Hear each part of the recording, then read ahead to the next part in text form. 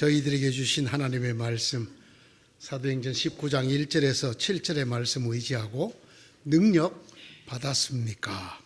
이런 제목의 말씀을 전합니다. 성경에 나오는 인물들 다 좋아합니다만은 저는 특별히 이 베드로에게 많은 애정이 가는 사람입니다. 우리 종씨이기도 하지만 이 베드로의 이 신앙을 보고 있으면 상당히 우리랑 많이 닮았다 이런 느낌을 갖기 때문에 더 그렇습니다. 좀 뭐라고 할까요? 인간적이라고 할까요? 넘어지기도 하고 엎어지기도 하고 그러면서 신앙이 꿋꿋해져 가면서 정말 믿음의 대사도가 되어가는 모습들을 보고 있으면 너무나 완벽한 그런 사도들에 비해서 훨씬 좀 정감이 가지 않나 그런 생각을 합니다. 이 베드로는 정말 은혜를 많이 받은 사람이에요. 제가 전에도 설교를 했지만 베드로 말고는 이 땅에 어떤 사람도 바다 위를 걸어본 사람이 없습니다. 여러분, 하나님의 은혜로 풍랑치는 밤바다를 걸었다. 이건 인간이 경험할 수 있는 은혜가 아니거든요. 이 엄청난 은혜를 겪었던 사람입니다. 예수 그리스도께서 하나님의 영광으로 정말 이 땅에 어떤 세탁쟁이도 희귀할 수 없을 정도로 빛나게 변화했을 때 그때 그곳에도 있었지요.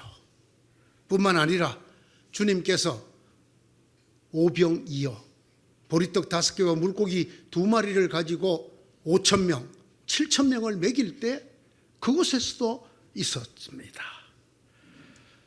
주님께서 병자들만이 아니라 죽은 자들까지 살리시는 현장에 언제나 베드로가 함께 있었습니다. 주님께서 십자가를 지시기 전에 이는 내 몸이다 받아 먹어라, 이는 너희를 위하여 흘리는 내 피다 받아 마셔라 하는 그 포도주와 빵도 받아 먹었던 사람입니다. 베드로는 내가 주를 위해서 죽을지언정 주님을 부인하지 않겠습니다. 그러면서 칼을 차고 그날 예수님을 따라 나섰습니다. 그리고 그 칼을 빼어서 대제사장의 종 귀를 잘랐습니다. 주님이 잡히시던 날 밤이었지요.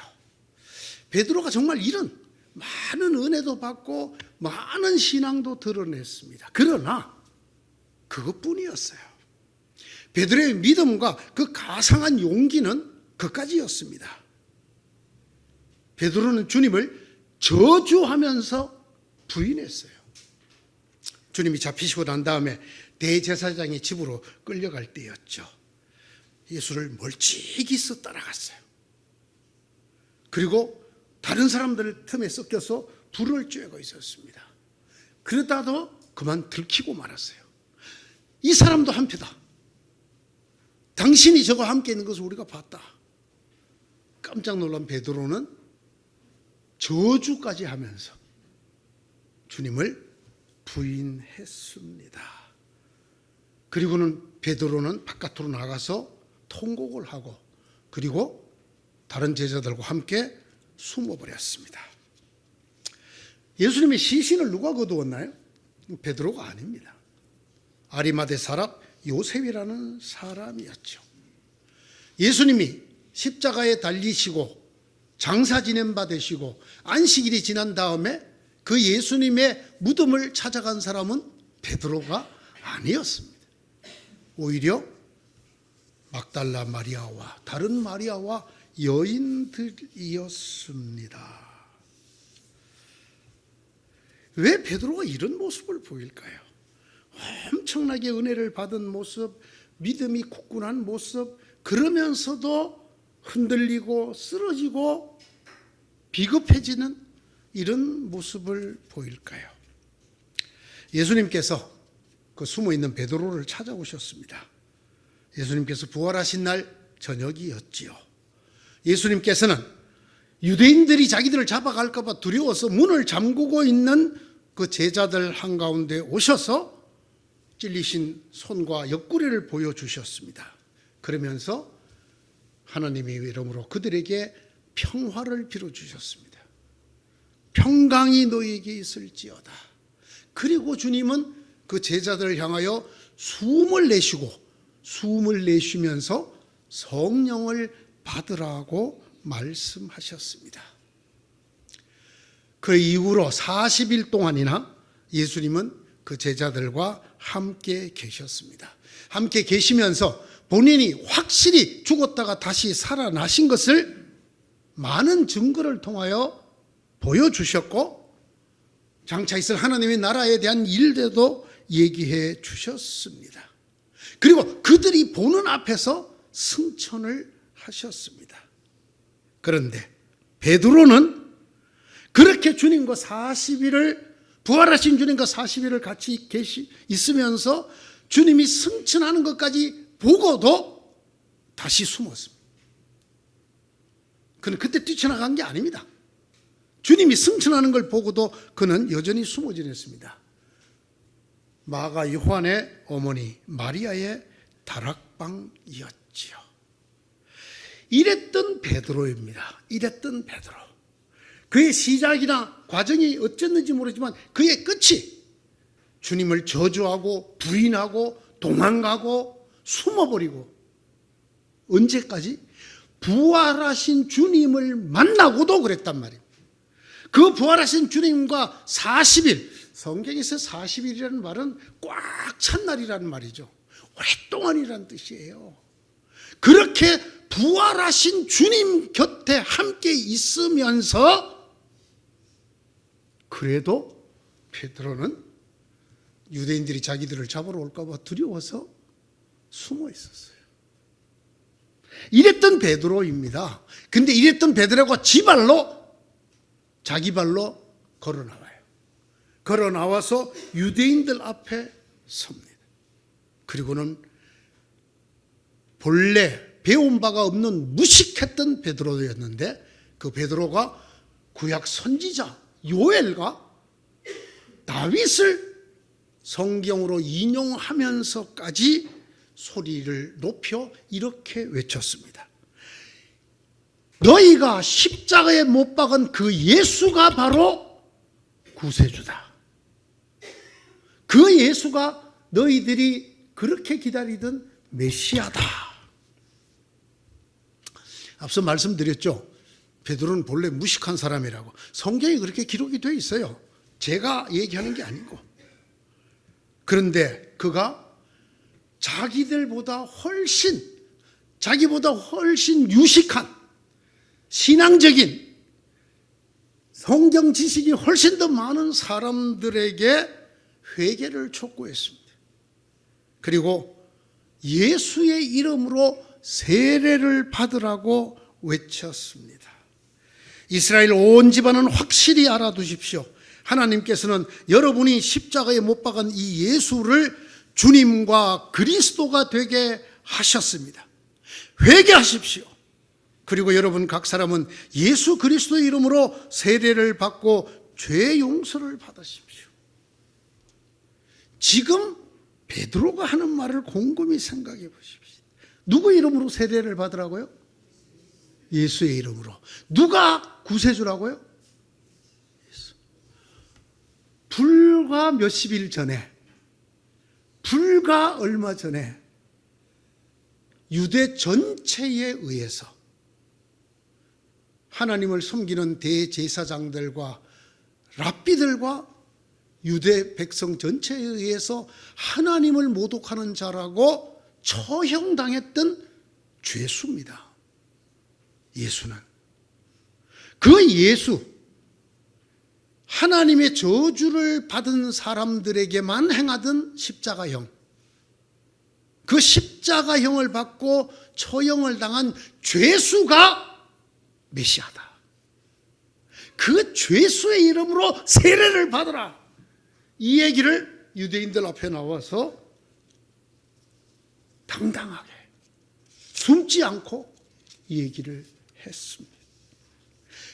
부활하신 주님을 만나고 40일 동안 같이 있다가도 도망가서 숨었던 베드로가 이제는 나와서 여러분이 죽인 그 예수, 여러분이 죽어 마땅하다고 생각하던 그 사형수가 사실은 구세주고 하나님의 아들이다. 그러므로 여러분은 회개해야 된다. 우리가 하나님의 아들을 죽였다는 걸 회개하고, 그리고 그 사형수, 죄수 예수의 이름으로 세례를 받아라. 그리고 세례를 주었어요. 베드로는 본래 사람의 모습이 없어졌어요. 담대해졌고 두려움을 모르는 사람 같아요. 거칠 것이 없어 보였습니다. 그는 드러내놓고 제자들과 날마다 성전에 모였어요. 당시 성전은 유대 지도자들이 있는 곳입니다. 대제사장으로부터 시작해서 그곳에서 모여서 날마다 예수 얘기를 해요. 드러내놓고 집집이 다니면서 애찬을 나누고 하나님을 찬양했습니다. 드러내놓고. 기도 시간에 그는 성전에 올라가다가 성전 미문에 앉은 나면서부터 불구했던 안진뱅이를 발견하고, 그가 자기를 향해서 구걸을 하자 내게 은과 금은 없다. 내게 있는 것으로 네게 준다. 나사렛 예수의 이름으로 일어나 걸어라. 그리고 그를 일으키는 드디어 기적을 행했습니다. 그가 그 기적을 일으킬 때 뭐라고 그랬냐면, 내게 있는 것으로 네게 준다. 나사렛 예수의 이름으로 일어나 걸어라. 이 일이 많은 사람들을 요동치게 만들었습니다. 사람들이 베드로가 있는 솔로몬 행각으로 몰려들었습니다. 그 사람들을 향해서 베드로가 말합니다. 여러분은 생명의 근원이 되시는 예수님을 죽였습니다. 그러나 하나님께서는 그를 죽은 사람들 가운데서 다시 살리셨습니다. 바로 이 예수의 이름이 여러분이 지금 보고 있는, 그리고 여러분이 잘 알고 있는 이 안전뱅이를 낫게 하였습니다. 예수의 이름을 믿는 믿음의 이 일을 일으켰습니다. 이 얘기를 듣고 사람들이 환호했지만 유대 지도자들은 베드로를 없애야 되겠다고 생각했어요. 그래서 그를 잡아들였습니다. 베드로가 한 말들과 그가 한 행위 때문이었습니다. 성경에 의하면 유대 지도자들이 격분했다, 그렇게 써놨습니다. 잡아간 다음 날 유대 지도자들과 장로들, 소위 유대교의 최상위층들, 지배자들, 지도자들이 다 모였습니다. 그날 대제사장의 가문과 모든 제사장이 다 모였다고 성경이 기록되어 있습니다. 베드로와 사도를 가운데 세워놓고 대제사장이 질문합니다. 네가 도대체 무슨 권세로 누구 이름으로 이런 일을 했느냐? 베드로는 주저없이 말합니다. 당신들이 못 박아 죽인 예수 이름으로 했소. 왜? 안 돼요? 당신들이 십자가에 못 박아 죽인 예수 이름으로 하였어. 그 예수는 하나님 우리에게 주신 유일한 구원이시여. 바로 그 예수 이름이 이 안전뱅이를 낫게 했어요. 그 예수를 믿는 믿음이 이 사람을 성하게 하였어. 이렇게 그는 거침없이 말했습니다. 유대 지도자들은 베드로를 위협했습니다. 너 다시 한 번만 이런 얘기를 하고 다니면 잡아 죽인다. 성경에는 점잖게 기록했습니다. 절대로 예수의 이름으로 말하지도 말고 가르치지도 말아라.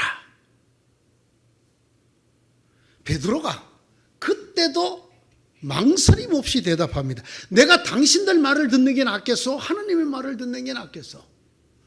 나는 당신들의 말이 아니라 하나님의 말을 따를 것이요.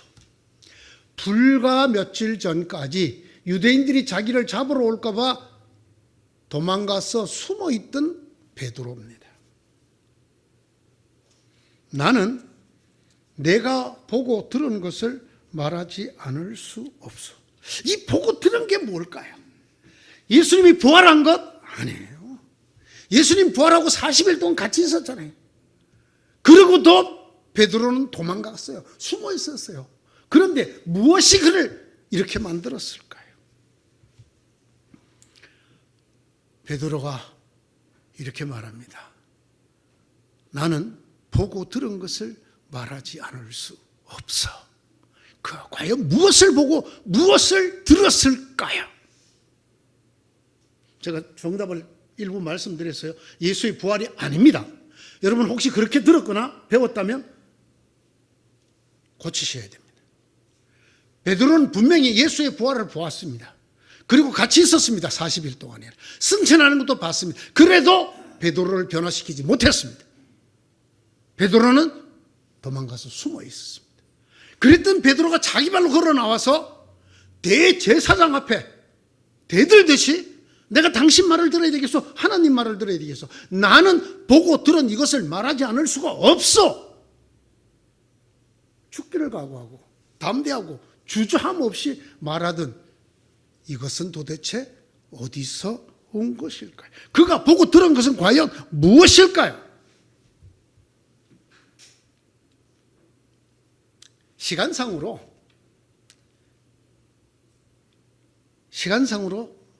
불과 열흘이에요. 예수님이 승천하시고 그리고 이 베드로가 이렇게 뛰쳐나와서 이런 믿음을 보이게 하니까 열흘밖에 시차가 나지 않습니다. 이 열흘 사이에 도대체 무슨 일이 있었길래 베드로가 이렇게 조금 쉬운 말로 하면 헷가닥했을까요? 예? 하나가 있었어요. 이 열흘 사이에 딱 한 사건이 있었습니다. 성령이 베드로에게 임하였어요. 다시 얘기합니다. 성령이 베드로에게 임하였습니다. 그러므로 베드로가 한 말, 나는 내가 보고 들은 이것을 말하지 않을 수 없소가 예수의 부활이 아닙니다. 그 예수의 부활이 정말 하나님의 선물이라는 것을 깨닫게 해주는 성령의 강림입니다. 성령이 베드로에게 임하자 베드로가 비로소 바뀌게 되었다라는 말. 예수님의 부활로도 그 부활하신 예수님이 주시는 식사도 같이 했죠. 그러고도 바뀌지 않았어요. 그랬던 사람이 이런 베드로가 되는 데에는 성령이 베드로에게 임한 사건이 있었습니다. 예수께서 승천하시면서 말씀하신 내 아버지께서 약속하신 선물을 기다리라 하신 그 말씀, 너희가 몇 날이 못 되어 성령으로 세례를 받을 것이다 하신 그 말씀대로 베드로에게 성령이 임했습니다. 사실 베드로는 이전에도 대단한 믿음을 보인 사람입니다. 성경에 나와 있는 가장 정확하고 온전한 신앙 고백, 그건 베드로의 고백입니다. 주는 그리스도시요 살아계신 하나님의 아들입니다. 이 고백을 했어요. 이보다 온전한 믿음이 없지요. 하지만 그 고백은 일시적이었어요. 그 후로 그는 수도 없이 흔들렸어요. 과연 예수를 살아계신 하나님의 아들이시며 그리스도라고 말한 사람인가 싶을 정도로, 어느 정도였을까요? 주님을 저주하고 부인했다니까요. 그렇게까지 했어요. 성령이 이 베드로를 바꾸었습니다. 그래서 주님이 지어주신 이름, 바위라는 이름 그대로 정말 든든한 신앙의 사도가 되었습니다. 성령 때문입니다. 주님의 부활 때문이 아닙니다. 신앙 고백 때문도 아닙니다. 주는 그리스도시요 살아계신 하나님의 아들입니다라는 신앙 고백이 베드로를 바꿔놓지 않았습니다. 부활하신 주님을 만난 그 사건이 베드로를 바꿔놓지 않았습니다. 베드로를 베드로 되게 만든 것은 성령이었습니다. 베드로에게 임한 성령이었습니다. 제가 성경을 읽다가 가장 놀란 대목이 마태복음 28장에 있습니다. 28장 16절 이하. 제자들이 주님이 명하신 산에 도착했습니다. 그리고 주님 앞에 경배를 올렸습니다. 그 다음에 뭐라고 했습니까? 그러나 의심하는 자도 있더라. 저의 신앙에 큰 분기점을 만들어준 하나님의 말씀이에요. 부활을 보고도 다 믿는 게 아니구나. 부활을 보고도 흔들림 없는 믿음에 이르게 하는 것이 아니구나. 분명히 있었어요. 그때도 제자들이에요. 제자들이 주님이 말씀하신 산에 이르러 그를 배웠고 경배하나 의심하는 자도 있더라. 우리는 흔히 믿음, 부활, 신앙 고백을 압도적으로 많이 들었고 중요한 것이라고 전해 들었습니다. 그러나 성경을 자세히 읽어보면 그렇지 않습니다. 저는 이렇게 생각합니다. 의심하는 자도 있더라. 베드로도 거기에 해당되는 게 아닐까. 저는 그렇게 생각을 해요. 왜? 그러니까 도망가서 숨었지. 그런데 그 모든 의심을 넘어 완전한 믿음에 이르게 해준 것이 무엇이냐? 그것이 성령 강림이었다. 여러분은 믿을 때에 성령을 받았습니까? 오늘 2절에 나온 이 말씀. 베드로가 제자들을 만나자마자 에베소에서 이렇게 물은 두 번째 이유가 이것입니다. 그럼 첫 번째 이유는 뭘까요? 베드로가 왜 에베소에 와서 제자들을 만나자마자 여러분은 믿을 때에 성령을 받았습니까? 라고 물은 첫 번째 이유는 뭘까요? 지난주에 설교했어요, 제가. 그게 뭐냐? 생명입니다. 생명. 여러분은 믿을 때에 성령을 받았습니까의 첫 번째 해석은 이렇습니다. 여러분이 믿을 때에 영생을 받았습니까? 라는 질문입니다. 여러분이 신앙 고백을 했을 때 영생 확신 가졌습니까? 라고 묻는 거예요. 베드로도 주는 그리스도시요 살아계신 하나님의 아들입니다라고 고백할 때 자기 믿음이 완성됐다고 생각했을지 몰라요. 그러나 그렇지 않았어요. 그는 예수를 저주도 하고 부인하고 도망가서 숨었어요. 어떻게 베드로가 그 신앙 고백보다 더 중요한 믿음의 사람이 될 수 있었을까요? 성령이 임했을 때입니다. 이게 두 번째입니다. 그러므로 저는 이 질문을 이렇게 바꾸어 묻습니다. 바울이 질문한 질문의 첫 번째는 여러분은 믿을 때에 영생을 받았습니까? 영생의 확신이 여러분 속에 있습니까? 라는 질문. 이 질문은 굉장히 시니컬한 질문이에요. 냉소적이라는 말입니다. 무슨 말이냐? 우리는 믿으면 다 된다고 배웠어요. 그런데 뭐라냐면 믿을 때 영생을 받았느냐 이렇게.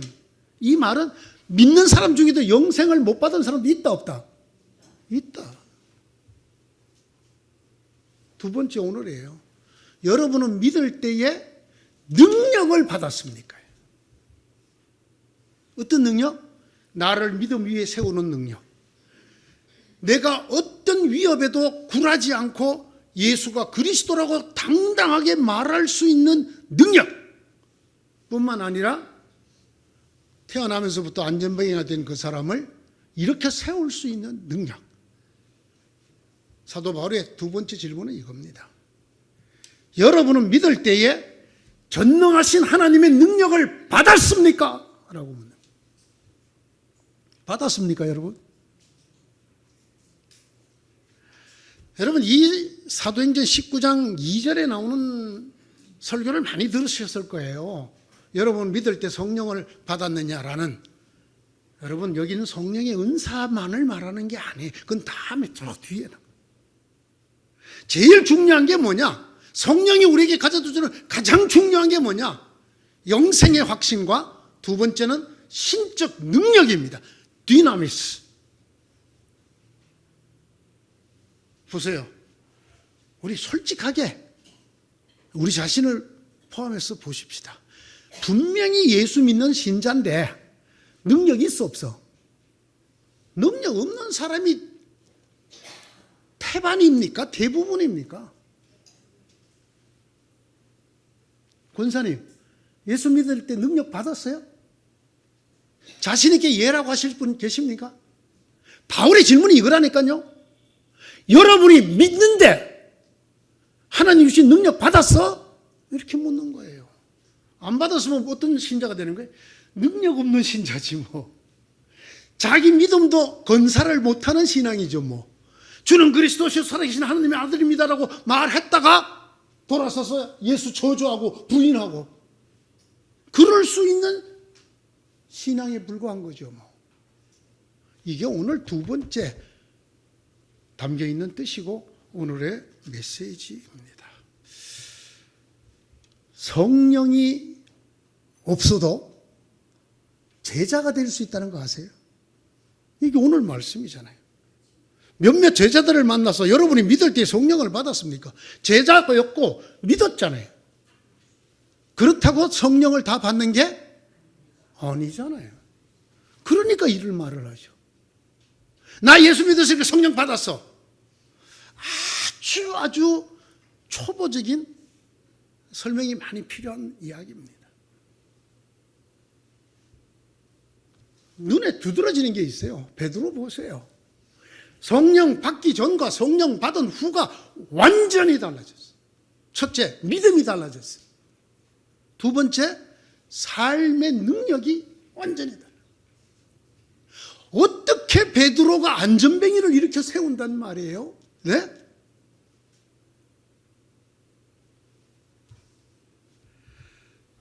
성령이 없어도 물 위를 걸을 수가 있어요. 주님이시라면 나를 명하여 물 위로 오라 하소서 걸어갔어요. 여러분, 그런 체험이 있다고 여러분에게 성령이 임한 게 아니에요. 성경 보면 알잖아요. 그때 베드로가 성령 받았어요, 안 받았어요? 아직 성령 받기 전이죠. 베드로가 물 위를 걸었어요, 안 걸었어요?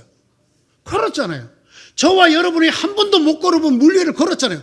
나도 같은 배가인데 베드로만 걷고 나는 못 걸었잖아요. 그때 베드로가 성령 충만했다고? No! 아니에요. 우리가 어떤 신앙의 놀라운 은혜를 경험했다고 우리가 성령 충만한 사람이 아니에요. 그렇게 오해하시면 안 된단 말이죠. 참 재밌는 저는 성경을 볼 때 참 재밌다고 생각해요. 재밌는 표현이 요한복음 21장 3절에 안 적으셔도 돼. 이거 별로 중요한 거 아니에요. 베드로가 나는 그냥 고기 잡으러 가겠어. 베드로가 빠꼬라이. 베드로가 원래 고기 잡던 어부였잖아요. 제가 늘 말하지만 저기 청평댐에서 매운탕집 할 정도밖에 안 되는. 그러다가 예수님의 부름을 받고 네가 사람 낚는 어부가 되리라 하고 예수님을 따랐잖아요. 그런데 그 종말이 뭡니까? 끝이 나는 고기 잡으러 간다. 뭐예요? 나는 다시 옛날의 나로 돌아가겠다.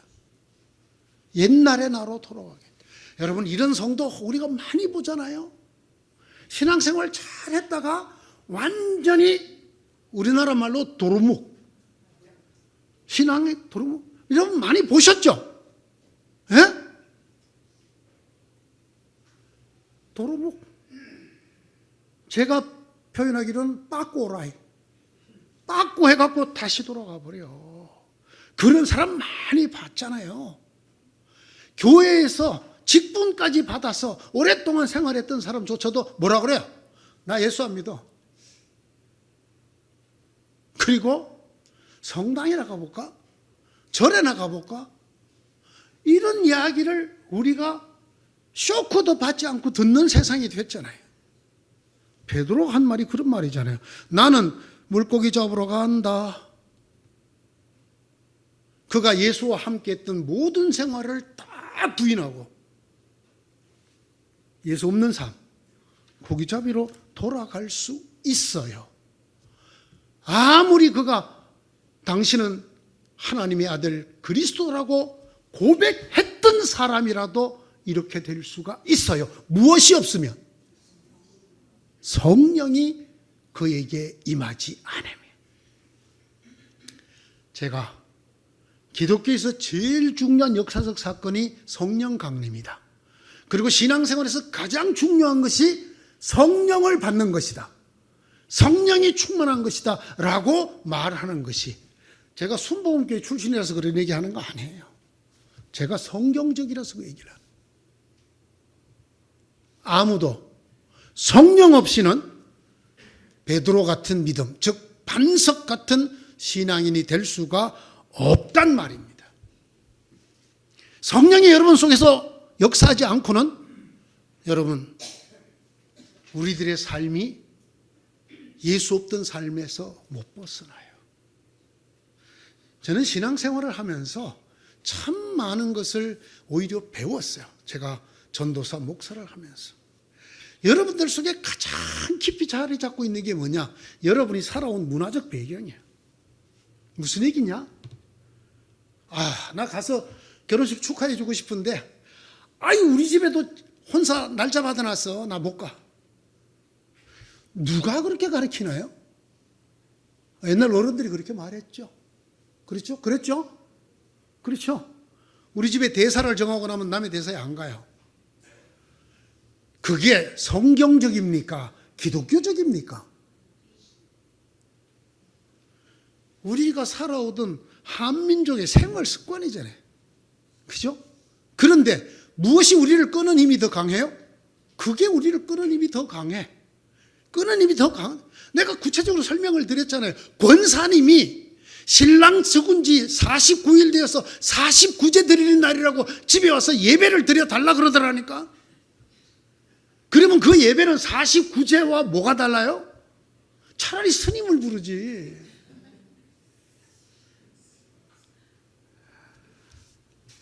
내가 이거는 직접 경험한 거고, 제가 간접적으로 경험한 걸 들은 게 있는데, 시골에서 목회하던 어떤 전도사님이에요. 막 사색이리가 뛰어왔더니 빨리 와서 안수해달라고. 가봤더니 돼지가 새끼 놓다 난산이야, 지금 돼지가. 돼지에게 안수하라는 거야.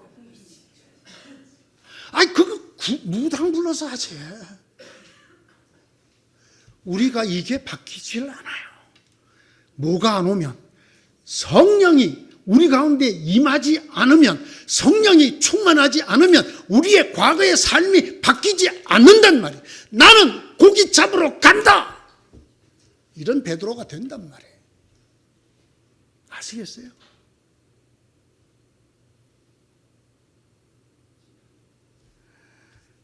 제가 크면서 저희 어머니한테 가장 많이 혼난 게 뭐냐?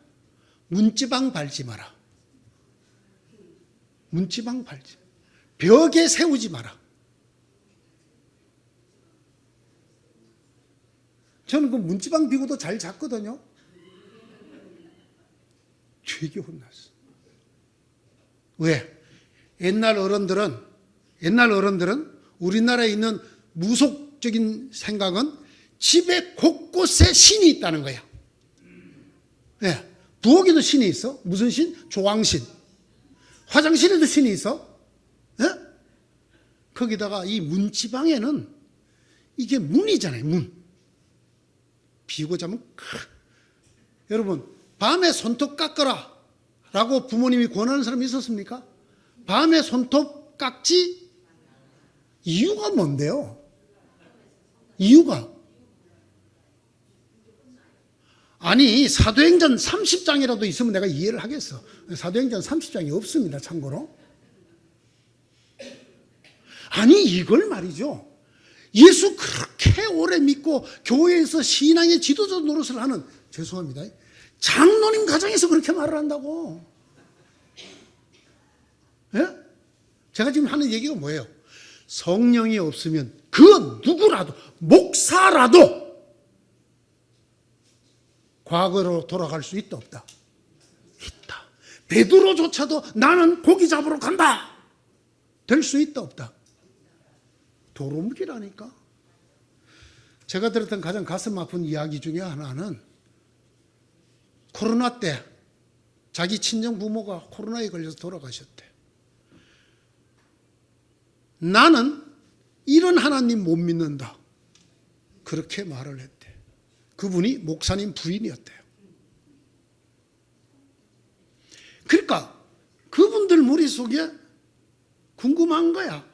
성경이 말하고 예수 그리스도를 통해서 말하는 하나님을 믿고 있는지, 아니면 이 땅에서 들어오만 잡동사내가 짬뽕이 돼갖고 내 속에 있는지. 기독교인들 중에서 시제 지내러 가는 사람들 많잖아요. 예? 제사 지내듯이 초도예배 드리는 사람 많잖아요. 자, 여러분의 탓이 아니에요. 여러분의 탓이 아니에요. 무슨 탓일까요? 성령이 계시네, 할렐루야 함께 하시네. 성령이 임해야 됩니다. 성령이. 오늘 제가 베드로를 예를 들었어요. 이 베드로를, 이 엄청난 신앙에서 넘어지고 엎어지고 물고기 잡으러 간다까지 된 베드로를 돌려놓은 것, 부활하신 주님과 40일이나 같이 지내고도 바뀌지 않았던 그 베드로를 돌려놓은 것은 성령이 임하였어요. 성령이 임하자 그가 예수 그리스도와 영생에 대한 확신에 가득 차고, 첫째. 두 번째, 그가 능력의 사람이 되어서 어떤 핍박에도 굴하지 않고 안전뱅이조차 일으킬 수 있는 그런 능력의 신앙인이 되었습니다. 어때요? 여러분은 믿으면서 성령 받았습니까? 이렇게 물으면 여러분 받았다고 또 대답할지 모르니까 조금 쪼개서 물겠어요? 여러분은 예수 믿으면서 죽어도 흔들리지 않는 영생의 확신이 있습니까? 네. 두 번째, 능력 받았습니까? 무슨 능력 받았습니까? 성경이 말하는 능력 그런 거 아니에요. 그런 거 아니에요. 성경이 자세히 보면 성령이 임하여 나타나는 능력이 어마무사시하게 많이 나와요. 오늘 기독교는 그런 거하고 전혀 관계없는 종교가 되어 있죠. 오늘날의 교회는 건물도 잘 짓고 예배 순서도 좋고 그냥 무슨, 그러면서도 불구하고 성령의 역사는 잘 나타난다 안 나타난다? 이게 웬일일까요? 이게 바울이 우리를 만났으면 대번 물을 거예요. 여러분은 믿으면서 성령의 능력을 받았습니까? 물을 거예요.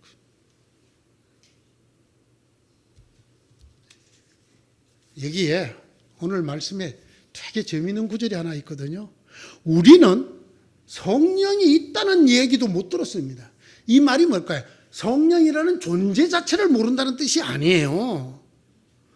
성령의 능력으로 역사한다는 거, 막 그런 거는 듣지 못했어. 오늘 많은 기독교인들이 물어보면 이 대답할지 몰라요. 여러분은 믿을 때에 능력의 성령을 받았습니까? 성령이 무슨 내가 예수 믿으면 내가 사람이 변하나요? 없던 능력이 생기나요? 그런 걸 못 들어봤네. 아닙니다. 결국 이들이 성령 받았어요, 안 받았어요? 받았어요. 받았어요. 다음 주에는 어떻게 하면 그럼 성령을 받는가? 그죠? 성령 받아야 된다 이 얘기만 드립대 해놓고 어떻게 해야 받는가 이 얘기 안 해주면 안 되지. 자, 다음 주는 어떻게 그러면 우리가 성령을 받는가? 성령 받고 싶은 생각이 1도 없는 사람 다음 주 안 오셔도 돼요. 성령과 함께하는 신앙생활에 관심이 요만큼 없는 사람은 다음 주에 안 오셔도 됩니다. 예, 그러면 내가 설교를 보내줄 거예요.